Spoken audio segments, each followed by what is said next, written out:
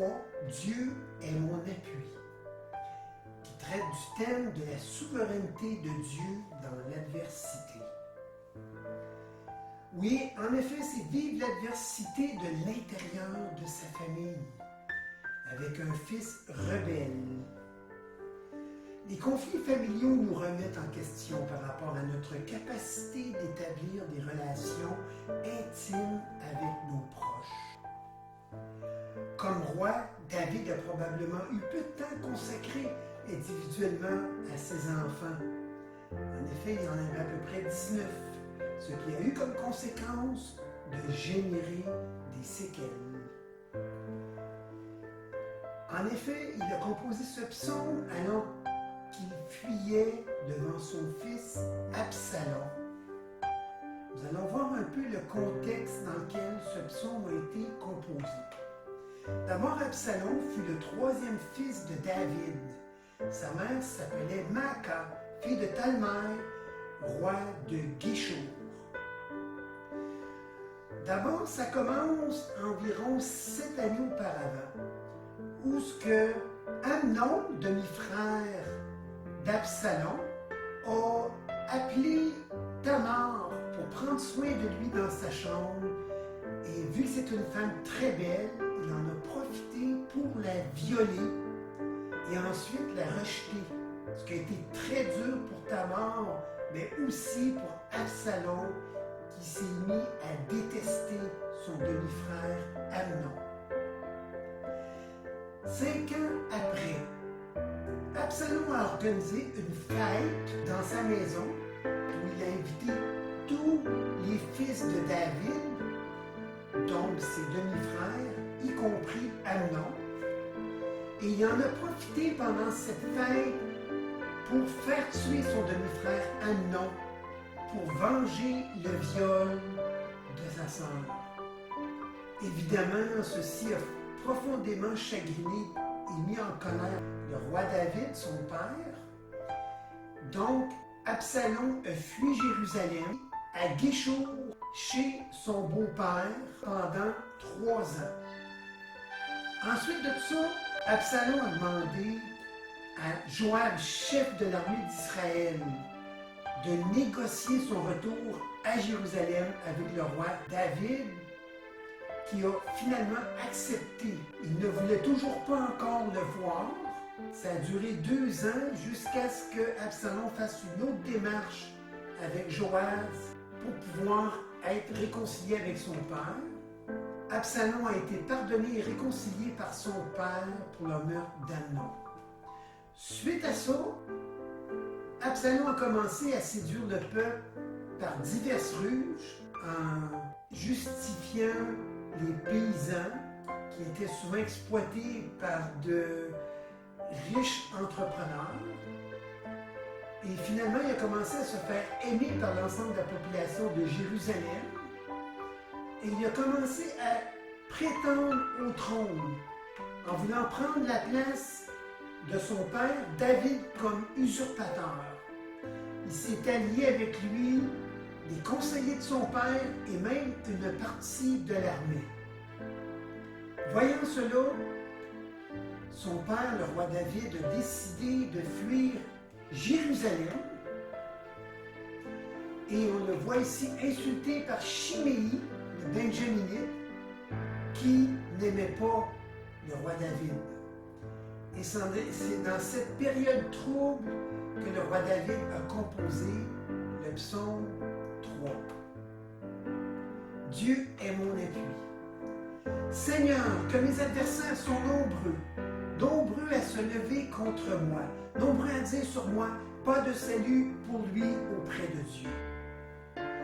David trouve cela très pénible de voir que son propre fils se rebelle ouvertement contre lui.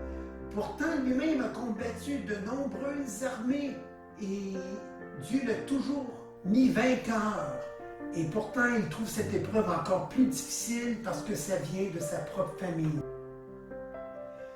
Mais toi, Seigneur, tu es pour moi un bouclier. Tu me rends ma fierté et ma dignité. Souvent, quand on est blessé par des gens, que ce soit de notre propre famille, un conjoint ou quelqu'un de proche, on est profondément blessé et on a tendance à vouloir mettre un mur pour se protéger. Et David ici a refusé de s'endurcir et de se protéger par lui-même, comptant sur le Seigneur pour le protéger en mettant un bouclier autour de lui. De plus, il est conscient que sa valeur est en Dieu et non pas dans ce que les autres disent ou font contre lui. À pleine voix, j'appelle le Seigneur. De sa montagne sainte, il touche mon cœur. Devant la détresse qu'il traverse, il crie vers celui qui trône sur sa vie. En effet, Seigneur vient du mot Adonias qui veut dire celui qui dirige, qui trône sur ma vie, qu'il est Seigneur. Donc, sachant cela, David a confiance que Dieu va le protéger. Je me suis couché et j'ai dormi. Je me suis réveillé. Dieu est mon appui. Non, je n'ai plus peur de ces gens parbiliers qui veulent ma peau, m'assaillent de tous côtés. Malgré que tous les événements peuvent nous pousser à avoir peur, Dieu met en nous une paix qui surpasse toute intelligence et qui garde nos pensées en Jésus-Christ. Ainsi donc, nous pouvons dormir en toute sécurité. D'avoir Dieu comme Seigneur dirigeant nos vies est la plus grande source de paix et de sécurité pour nos vies. Seigneur, lève-toi, mon Dieu, sauve-moi. Oui, tu frappes à la joue mes ennemis. Casse-les dans des méchants, tes ennemis. On voit que c'est une prière très offensive. On vit à l'époque de l'Ancien Testament, donc prier pour ses propres ennemis, c'est pas encore une révélation que les hommes sont encore capables de faire, même les hommes de Dieu. Donc, il réclame justice de la part de Dieu. S'opposer à un enfant de Dieu équivaut à s'opposer à Dieu lui-même. Tous ceux qui s'opposent à Dieu sont considérés comme méchants par Dieu, car ils sont rebelles. S'ils ne se repentent pas, ils subiront le jugement et la condamnation, conséquence de leur rébellion. C'est malheureusement ce qui s'est passé pour Absalom. Celui-ci a rallié une bonne partie de l'armée d'Israël pour combattre contre son propre père David et peut-être même aller jusqu'à le tuer pour définitivement prendre la place sur son trône.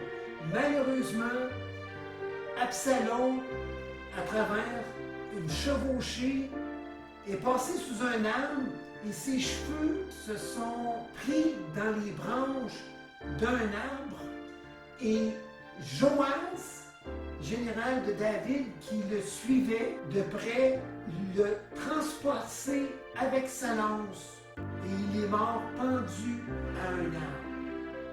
Il a subi les conséquences de sa propre rébellion. Ce qui a chagriné beaucoup son père David qui ne voulait pas que personne le tue. C'est pour ça qu'il a pleuré grandement son fils et on voit à travers cette tristesse l'amour de Dieu pour le genre humain. Si lui-même aimait son fils qui voulait le tuer, imagine comment Dieu aimerait que tous les hommes reviennent à lui. Afin de se rappeler de cet événement, David a édifié le monument d'Absalom, toujours présent aujourd'hui à Jérusalem. Ce monument rappelle cette triste histoire du sort d'Absalom et de sa rébellion contre Dieu et de l'amour que son père lui portait malgré tout. Auprès du Seigneur est la libération et sur ta sainte nation est la bénédiction. C'est la proclamation de la victoire du Seigneur sur ses ennemis. Victoire veut dire délivrance et libération. Les saints, comme on voit ici, sur ta sainte nation, sont ceux qui ont été mis à part par Dieu pour accomplir sa volonté. La bénédiction les poursuivra tous les jours de leur vie tant qu'ils suivront Dieu. j'aimerais vous proposer 4 réflexions inspirées du psaume 3. Ressentez-vous toujours de l'amertume vis-à-vis des proches qui vous ont trahis? Êtes-vous troublé au point que vous souffrez d'insomnie pendant la nuit? Dieu est-il vraiment le Seigneur, celui qui trône sur votre vie? Le Seigneur est-il vraiment votre bouclier, votre forteresse et votre libérateur dans l'épreuve? Voici les crédits des images et les remerciements. Je vous remercie d'avoir assisté à cette présentation. J'aimerais maintenant terminer avec une prière. Oui, Père Céleste, je veux te prier pour tous ceux qui ont écouté cette présentation. Je te demande de vraiment toucher leur cœur par rapport à tous ceux qui ont été blessés, Seigneur, par leurs parents, qui ont de l'amertume par rapport à leurs parents depuis plusieurs années. Oui, Père Céleste, je te demande de les aider à pardonner. Oui, parfois, Seigneur, ces blessures sont tellement profondes que ça nécessite un pardon surnaturel venant de toi. Oui, Père Céleste, je te demande qu'ils puissent vraiment te connaître s'ils ne te connaissent pas, pour que tu puisses les aider par ton Saint-Esprit à pouvoir pardonner et qu'ils puissent se réconcilier eux-mêmes avec leurs parents. Oui, parce que tu es notre Père Céleste. Toi-même, tu es rempli d'amour. Toi-même, tu peux les remplir d'amour et mettre en eux le pardon. Tu peux restaurer leur relation. Oui, Père Céleste, mets ta main sur eux. Je te demande aussi de mettre ta main sur les parents qui ont vu leurs enfants s'éloigner à travers les années. Certains n'ont pas vu leurs enfants depuis plusieurs années. Je te demande, Père Céleste, Seigneur, de leur donner une stratégie pour renouer avec ceux-ci. Premièrement, de les pardonner, que ceux-ci les aient rejetés, mais qu'ils puissent trouver cette stratégie pour pouvoir les restaurer. Oui, ils ont besoin de ta grâce, parce que toi, Père Céleste, tu es la source de tout amour. Oui, viens, Seigneur. S'ils ne te connaissent pas, amenez, Seigneur, en eux cette révélation de ta présence, de ton amour, à travers du sacrifice de Jésus-Christ. Oui, Père Céleste, parce que c'est seulement ce sacrifice qui nous donne accès à toi. C'est seulement ton Esprit Saint qui peut nous donner la force de pardonner à certaines injustices qu'on a vécues. Je te demande de mettre ta main sur eux, Père Céleste, afin qu'ils puissent vraiment pleinement pardonner, car le pardon est une loi spirituelle universelle. Tout comme pour les enfants d'honorer leurs parents, c'est aussi une loi spirituelle universelle. Et je te demande vraiment de mettre ta main sur eux, de les restaurer et qu'ils puissent se réconcilier par la puissance du nom de Jésus-Christ. Amen.